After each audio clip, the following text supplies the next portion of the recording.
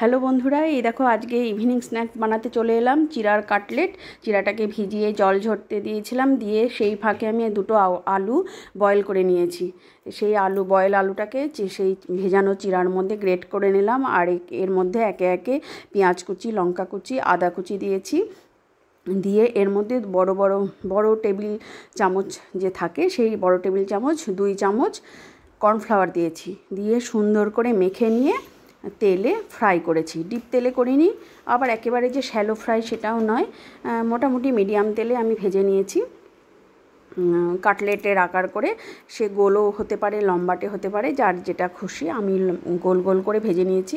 খেতে খুব সুন্দর হয়েছিল, আর একটা ইভিনিং স্ন্যাক্স হিসেবে সুন্দর চলে জিনিসটা, দারুণ এবং চটজলদি। বাড়িতে কোনো লোক এলো বা নিজেদেরই খেতে ইচ্ছে হলো, যখন তখন চট করে বানিয়ে নেওয়া যায়। আর চিড়া তো আমাদের ঘরে প্রত্যেকের ঘরেই থাকে মোটামুটি।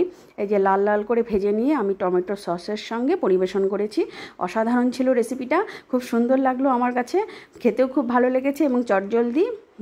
খুব বেশি ইনগ্রিডিয়েন্টস এর মধ্যে মানে দেওয়া নেই, খুব কম ইনগ্রিডিয়েন্টসে খুব সুন্দর হয়েছে রেসিপিটা। তোমাদের কেমন লাগলো বন্ধুরা? প্লিজ ভালো থাকলে পাশে থেকো, লাইক করো। বাই।